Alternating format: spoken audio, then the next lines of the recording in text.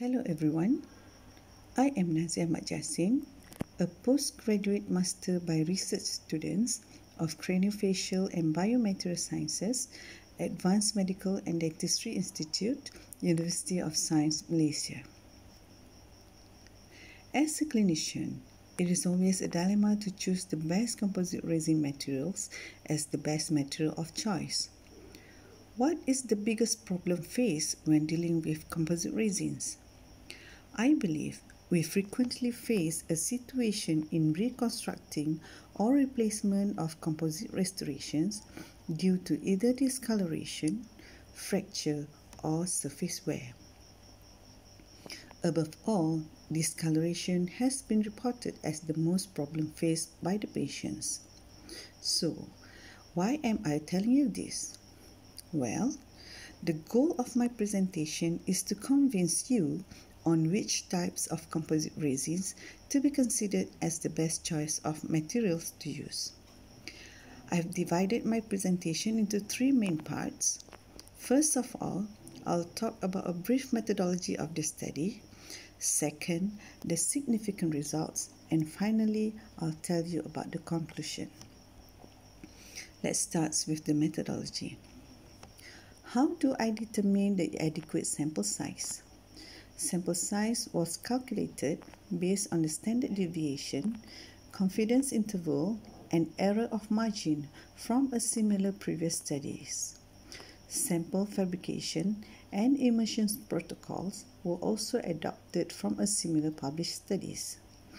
3 commercially available composite resins of A2 shade with different types of filler particles were used in this study, which is microhybrid, nanohybrid, and universal nanocomposites.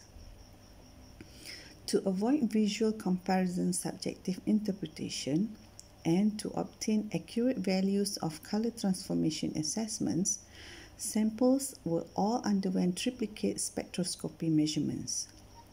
Selected sample for microhardness test underwent 5 indentations using a digital microhardness tester by applying a 100-gram load with a dwell time of 15 seconds. For surface morphology evaluation, all selected samples were conducted using the scanning electron microscopy at different levels of magnifications. All data obtained were analyzed using the IBM SPSF for Windows version 20.0 and post-hoc Tukey test. Let's move to the results. As you can see in the chart, after 28 days of immersion, microhybrid composite was reported to be the most stable material in maintaining its color. There was a slight difference in color changes between the microhybrid and universal nanocomposite when exposed to group E. However, universal nanocomposite obtained higher reflectance of the spectra value after immersion in groups C and D compared to the other two materials. Above all, nanohybrid was reported to significantly discolored after immersion in group E compared to microhybrid and universal nanocomposite. Let's move to the microhardness test results. A significant difference was observed when microhardness of the 3 composites were compared. Microhardness test result was statistically different when applying ANOVA, where the p-value is less than 0.01. By using Tukey's multiple comparison test, it was reported that there was no statistically significant difference between composite resins used when immersed in group A. However, there was a statistically significant difference between the 3 composites when immersed in groups B, C, D, and E, whereby the mean score for microhybrid composite was significantly different than the other 2 composites tested. Let me expand on the surface morphology results. As presented in Figure 2A and 6C, the surface morphology result of the 3 composite resins on day 28 was focused and captured at 5 millimicron magnification level. All 3 types of composite resins produce some erosion, with a homogeneous and granulated surface after immersion in group B, C, D, and E. There was no significant difference between composite resins after 28 days of immersion in group A.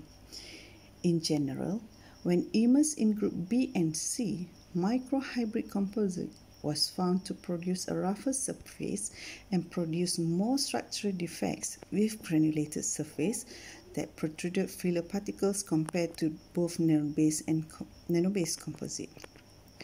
When in contact with group D, universal nanocomposites obtained a smoother surface and was found to be more resistant to morphological alteration.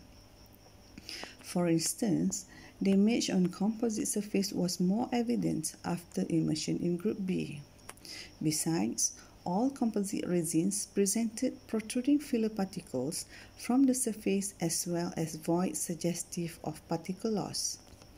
A great deal of degradation was found in nanohybrid composite compared to microhybrid and universal nanocomposites, which demonstrated filler dislodgement revealing larger particles protruding, apparently creating a large holes. The microhybrid and universal nanocomposites also displayed relatively great loss of matrix with filler protrusions, plucked out of nanocluster with space bits and on the material surface.